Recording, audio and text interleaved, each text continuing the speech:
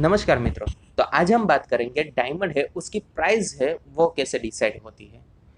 अभी मैं rough diamond के बारे में बात कर रहा हूँ। तो रफ डायमंड में है 4C देखा जाता है, उसमें भी 5 4C तो आता ही है। अभी रफ डायमंड है उसमें सबसे पहले कलर और क्लैरिटी, तो 2C आ गई है, कलर आ गया और क्लैरिटी आ गया। अभी ये कलर क्या है, डायमंड है उसमें सबसे ज़्यादा प्राइस जो आती है वो वाइट डायमंड की आती है, उससे कम आती है वो उससे कम वाइट डायमंड की आती है। लाइक DEF जो आपने कलर नाम सुना होगा, तो उसकी वैल्यूएशन प्राइस सबसे ज़्यादा रहती है जब DEF GHI JKL MN, तो वहाँ तक के जो सारे के सारे डायमंड्स आते हैं तो वैसे डायमंड की प्राइस है वो धीमे धीमे कम हो जाती है। तो वैसे कोई भी रफ डायमंड आपके पास आता है तो सबसे पहले आप उसका कलर देखिए, कलर देख लिया उसके बाद उसकी क्लैरिटी देखनी है। डायमंड है उसकी क्लैरिटी क्या आती है।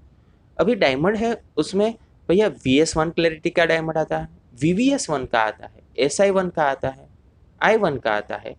तो वैसे डायमंड है उसमें काफ़ी सारी इम्प्योरिटीज आती है। अगर I3 का डायमंड आपके पास आ गया तो इम्प्योरिटीज 3, तो उसमें काफ़ी सारी ढेर सारी इम्प्योरिटीज डायमंड के भीतर होगी। अराउंड 50 to 60% डायमंड ऐसा होगा जिसमें इम्प्योरिटीज वाला डायमंड होगा। तो वैसे हम उसको आइडेंटिफाई कर सकते हैं। तो डायमंड के भीतर काफ़ी सारी इम्प्योरिटीज आती है जिसके बारे में नॉलेज होना उतना ही आवश्यक होता है। ठीक है, तो भैया ये सारा का सारा नॉलेज है वो सबसे पहले लेना है।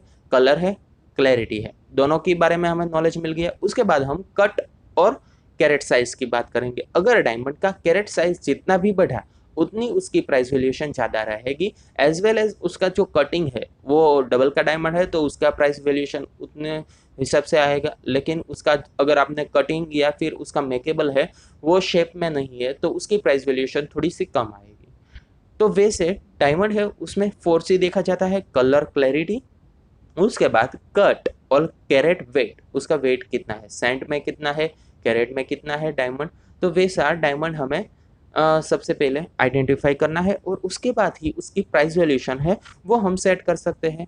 तो आपको मालूम हो गया कि बेसिक से डायमंड है उसकी वैल्यूएशन कैसे डिसाइड होती है। तो आप कोई भी रफ डायमंड परचेस करना चाहें ना तो ये सबसे पहले 4C है वो देख लीजिए। पॉलिश डायमंड में भी वैसे ही सेम तरीके से 4C ही देखा जाता है। अगर आप पॉलिश डायमंड परचेस करने जाए तो उसमें भी आपको 4C ही देखना है, उसका कलर कैसा है। अभी उसका कलर है वो कैसे आइडेंटिफाई करते हैं वो मैं नेक्स्ट वीडियो में दिखाऊंगा। उसकी क्लैरिटी कैसी है वो भी मैं आपको नेक्स्ट वीडियो में दिखाऊंगा, कैसे उसका कलर क्लैरिटी आप आइडेंटिफाई करते हैं। तो पॉलिश डायमंड में आपको सबसे पहले कलर देखना है, उसकी कट देखनी है, उसके बाद उसका भाई कैरेट साइज देखना है, क्लैरिटी देखनी है, कट देखनी है, कलर देखना है, कैरेट साइज देखना है। वो 4C आ गए। वो 4C देखने के बाद आप डायमंड है उसकी प्राइस वैल्यूएशन लगा सकते हैं। अगर उसमें 4C है वो सारे के सारे C बढ़िया तरीके से है तो उसकी प्राइस वैल्यूएशन काफ़ी ज़्यादा लगेगी। उसका GIS सर्टिफाइड है तो उसके रेपापोर्ट के हिसाब से उसकी प्राइस वैल्यूएशन लगेगी। तो वैसे आपके पास कोई भी रफ डायमंड आता है, पॉलिश डायमंड आता है, उसकी प्राइस वैल्यूएशन आप अपनी तरह से डिसाइड कर सकते हैं। लोकल मार्केट में काफ़ी कम और भैया बहुत ज़्यादा कम प्राइस में आपको रफ डायमंड पॉलिश डायमंड मिल जाते हैं।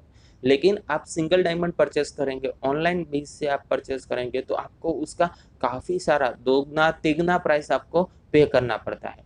लेकिन अगर आप हमारे ओर से परचेस करते हैं तो हम क्या करते हैं, हम जो लोकल मार्केट में जो डायमंड है वो सेल होते हैं उसी प्राइस में हम कंज्यूमर हमारे जो एंड यूज़र है उसको भी हम सेलिंग करते हैं। क्योंकि हमें तो क्या होता है, हमारे पास जो डायमंड स्टोन्स आते हैं उसके जो हमें सेलिंग करना है वो हम बाहर करें या फिर आपको करें, दोनों को सेम प्राइस में ही हम सेलिंग करते हैं। तो जो भी कस्टमर आता है तो उसे हम फिक्स ही प्राइस कहते हैं, ताकि क्या हो कि उसको कुछ दिक्कत ना आए, उसको सेलिंग में भी दिक्कत ना आए, उसको भैया दूसरी जगह या फिर बाहर कहीं भी सेलिंग करना है तो उसको बढ़िया रहे। तो उस हिसाब से अगर हम हमारे पास कोई भी बंदा हमारे पास से परचेस करता है तो उसको हम जो लोकल मार्केट में प्राइस चल रही है वही प्राइस में उसको हम सेलिंग भी करते हैं।